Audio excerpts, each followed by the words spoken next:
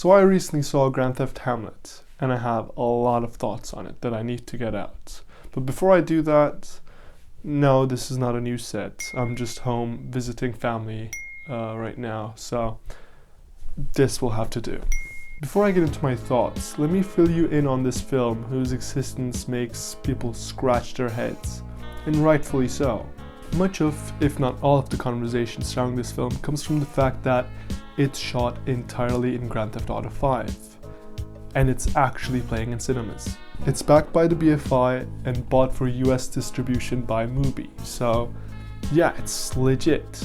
I originally found out about this film through its premiere at South by Southwest, a festival that has become a home for unconventional and exciting filmmakers. Every year I sift through their program to find films that otherwise might fall under my radar due to poor distribution and other roadblocks standing in the way of exciting filmmakers. But I didn't have to do too much searching for Grand Theft Hamlet because it found me and many others solely due to its wild concept. A Hamlet adaptation in GTA Online has made me excited for multiple reasons. Why did they decide to do this? How did they do it? But most importantly, the main thing I was thinking about was, how did they do it? I'm aware I've repeated that question twice, but what I mean is, how did they make this concept go such a long way? How were they able to turn this concept into a film that is touring festivals and getting critical acclaim? Really, what made me curious was less so the concept, but more so what they did with it that is so different from, all the stuff that is being uploaded on YouTube. That was what really made me excited about it. Because to be fair, I wouldn't click on a video with that premise. Not because it's a bad idea, but have you seen what people have been pulling off with video games for the past 20 years or so? Like beating Super Mario 64 with a drum set, creating a functioning computer inside of Minecraft, or doing a playthrough of GTA Online without breaking any law. So no, I wouldn't be very inclined to click on a video titled Grand Theft Hamlet. However, I would buy a ticket for it because what do you mean I can watch this in cinemas? What do you mean I can watch this on IMAX? Yes, that's right, Jay. I went to a Q&A of Grand Theft Hamlet in IMAX. But unfortunately, I wasn't a big fan of it. I usually keep myself from talking about films I dislike on this platform, just because there's so many of that anyway. We have to talk about Kraven the Hunter. Here's the problem with Red 1. And what's the use? But this one I need to talk about because not only did I felt cheated, there are larger topics at hand here that I want to discuss. Ever since I watched this film, it's been on my mind and I need to do this video to get them out. So now that I've seen the film, what actually is it? Really and truly, in its core, it's a COVID film. Not only is it a film that's born out of the conditions of lockdown, but it's a COVID film with the themes it explores as well, with what these people are going through and the uncertainty of that time. Theaters are shut, they're stuck at home, so what do? They decide to put on a play of Hamlet inside GTA Online. The film is less of an adaptation of Shakespeare's Hamlet, but more so a documentary about them trying to cast and perform Hamlet in these online lobbies. This is a crazy idea, right? This is a crazy idea. This is an insane idea. It's such a crazy idea, right? It's almost impossible. Well, whatever your answer is, the film really wants you to know that it is, in fact, a crazy idea. Which brings me to my first issue with the film. The film is very much in love with its own premise, to the point where it comes off extremely self-aggrandizing. Do you think that doing a production of Hamlet inside GTA is achievable? Short answer is no. I think it's a terrible idea, but I definitely think we should try and do it. Which is only made worse by the fact that this documentary feels very staged. Many of its big moments did not feel genuine in the slightest. And that's not just me. If you go on Letterboxd and go through the reviews, the 5-star reviews and the 1-star reviews all have this one thing in common. Everyone is saying the same thing.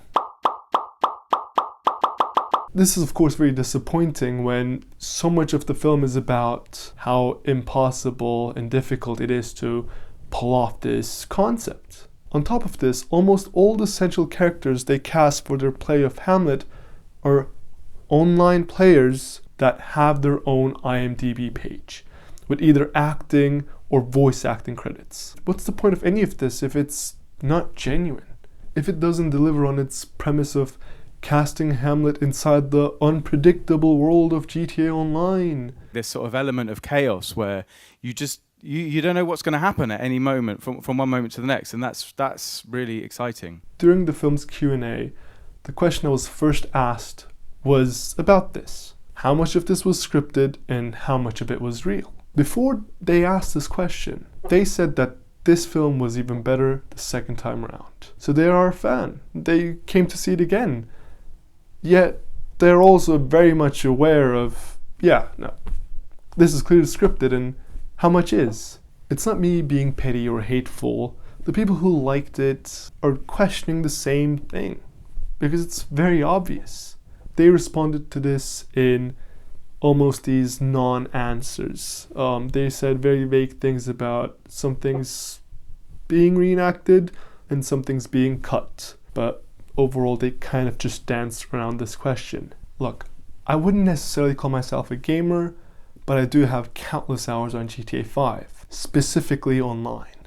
I have had endless, hilarious interactions with other online players, and I mean endless. GTA Online is pretty much an open world sandbox game, so if some people in the corner of the map are reenacting Hamlet, that's cool.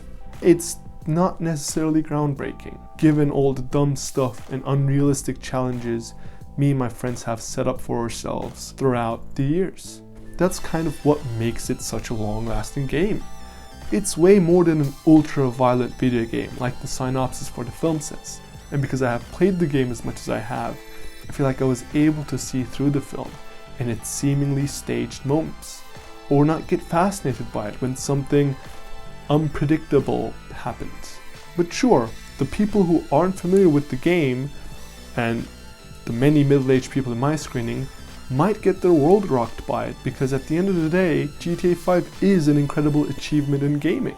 Do you remember Conan when he used to do his Clueless Gamer segment on his show, where he would be the titular Clueless Gamer and play new video games that would come out? They're quite entertaining videos because Conan is a funny guy, but during the GTA 5 episode, he doesn't even have to say much, because the audience is already in stitches just by him punching an NPC or crashing his car.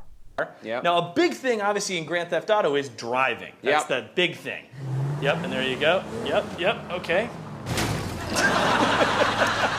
This brings me back to what I had said before. I think the people that made this film are fascinated by their own premise and the game's online community, that they rely solely on this to go a long, long way.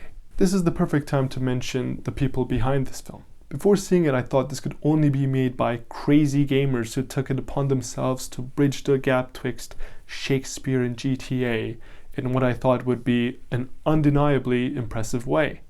I mean, how else is this getting a theatrical release? To my surprise, however, this film was made by a married couple in their 40s, Sam Crane and Penny Grills, who honestly seem like lovely people. Sam is a well-established theater actor, and Penny is an independent documentary filmmaker who has directed projects for Channel 4, BBC, and a national theater. During the Q&A, Sam mentioned that he was not a seasoned gamer in any way, and someone who is relatively new to GTA 5.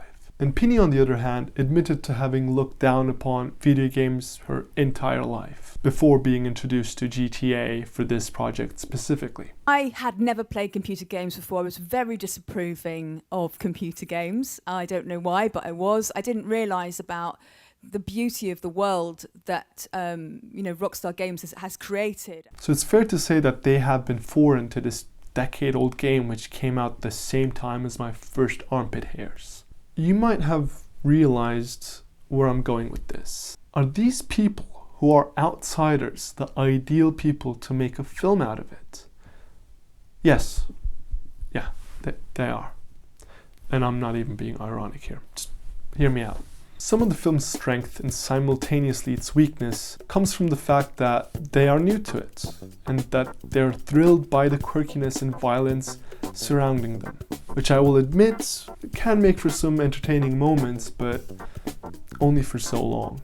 There are moments here where the humor comes from someone being shot down or an avatar being dressed in a crazy way. These things are not necessarily funny to me, since I have played video games before, which makes the film feel like it's not made for people who play games. And how sad is that? The first gameplay film to be recognized by the industry on this scale being made by two people who are alien to it for people who are alien to both video games and the culture they have spawned online. And here's what I truly mean with Sam and Penny being the ideal people to bring this concept to the big screen.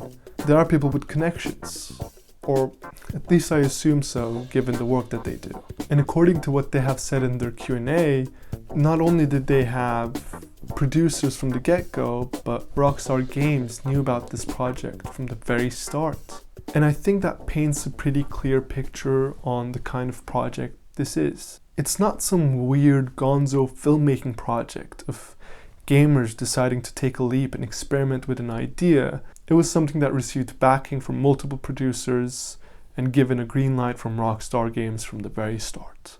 Which might also explain why it's so fascinated by its own premise. Because, yeah, I guess we are doing this now. I guess we have to pull this off now. That makes more sense now in retrospect than it did when watching the film. I guess the pressure really was on to deliver something. And I feel that could also explain why so much of it feels scripted. Because rather than being at the mercy of their experiment, they most likely had to create a roadmap or a story structure to actually have something cohesive at the end. But once again, where's the fun and experimentation in that? Why use this medium then? Because that's its strength. The unpredictability. Many creatives and gamers who over the years have told stories through gameplay series or video game engines do not only lack the connections, but the medium they use lacks the legitimacy in the eyes of the people in the industry.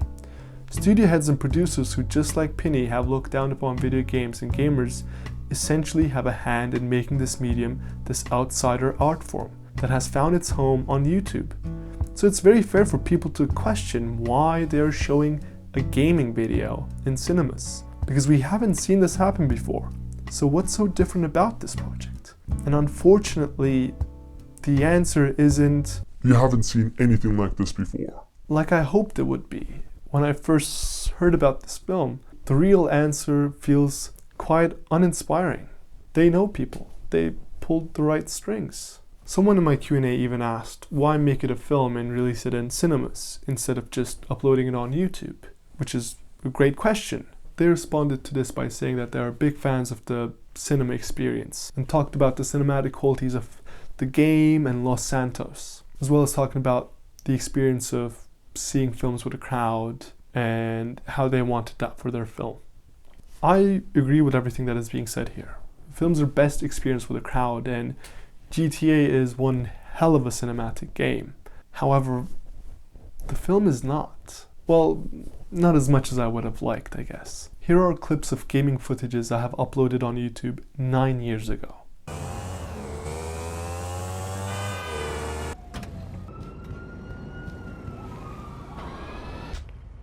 I need you to vacate the premises. The big difference here is that I used the in-game Rockstar editor for mine. Whereas in the film, there is no use of this, and from what I could gather through the interviews I watched, they seem unfamiliar with this feature.